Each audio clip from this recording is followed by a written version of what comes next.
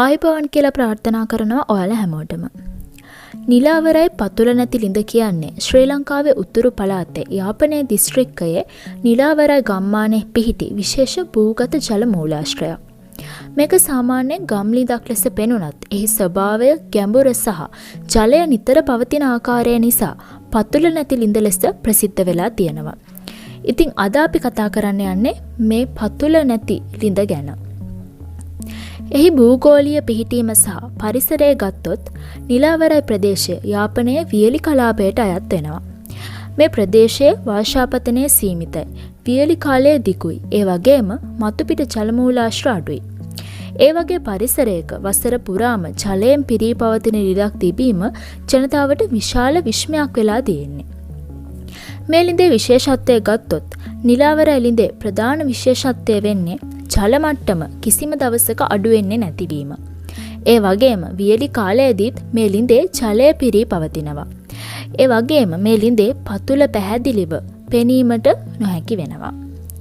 දේශීය ජනතාව පවසන විදිහට ලිඳේ ඉහළ ස්තරයේ ජලය පැණි රස බවත් ගැඹුරට යාමේදී ජලය ලුණු රසට හැරෙන බවත් තමයි පවසන්නේ.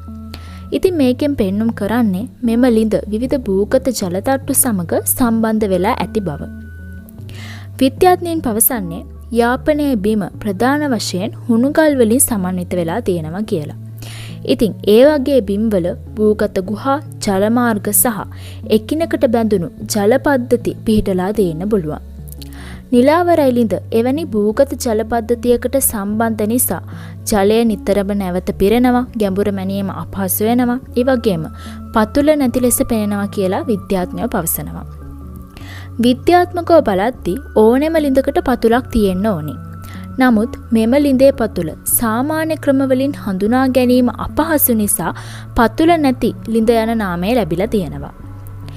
ඉතින් මේ ලිඳ සම්බන්ධව ගොඩක් ජනප්‍රවාද සහ ආගමික විශ්වාසද තියෙනවා. ඒ පළාතේ මිනිස්සු කියන විදිහට මේ නිලාවරයි ලිඳ රාමායනයේ කතාන්දරයට සම්බන්ධ කරමින් විස්තර කරනවා.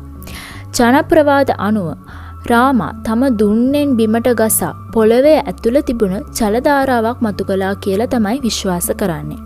ඒ නිසා මේ ලිඳ සමහරුන්ට පූජනීය ස්ථානයක් සහ ආගමික වටිනාකමක් ඇති ස්ථානයක් වශයෙන්ද සැලකෙනවා. ඉතින් වර්තමානයේ වෙනකොට මේ නිලාවරයි ලිඳ සංචාරක ආකර්ෂණයෙන් බහුලම තියෙන ස්ථානයක් විදිහට හඳුන්වන්න පුළුවන්. ඒ වගේම යාපනයේ භූගත ජල පද්ධතිය අධ්‍යයනය කිරීමට වැදගත් ස්ථානයක් විදිහටත් මේ ලිඳ හඳුන්වන්න පුළුවන්. විශේෂයෙන්ම මේ ලිඳ ඉතිහාසය, ජනකතා සහ විද්‍යාව එකට හමු වෙන ස්ථානයක් වෙලා තියෙනවා. ඉතින් මේ නිලාවරයි පතුල නැති ලිඳ කියන්නේ සරල ලිඳක් නෙවෙයි. යාපනයේ භූගත ජලයේ විස්මයක්. ඒ වගේම මිනිස් විශ්වාසය සහ විද්‍යාව එකට බැඳුණු ස්ථානයක්. එය පතුල නැති ලිඳ කියලා හඳුන්වන්නේ එහි ගැඹුරට වඩා එහි රහස්භාවය නිසායි. ඉතින් ඔයාලා මේ ලිඳ ගැන මීට කලින් අහලා තියෙනවද? එහෙම අහලා තියෙනවා නම් මීට වඩා විස්තර ඔයාලා දන්නවා නම් පහලින් කමෙන්ට් කරගෙන යන්න. ඒ වගේම අපේ channel එක subscribe කරලා bell button එකත් click කරලා දිගටම අපිත් එක්ක එකතු වෙලා ඉන්න. මේ ලිඳ ගැන දන්නේ නැති කෙනෙක්ට මේ වීඩියෝ එක share කරන්නත් අමතක කරන්න එපා. ඔයාලා හැමෝටම සුබ දවසක්.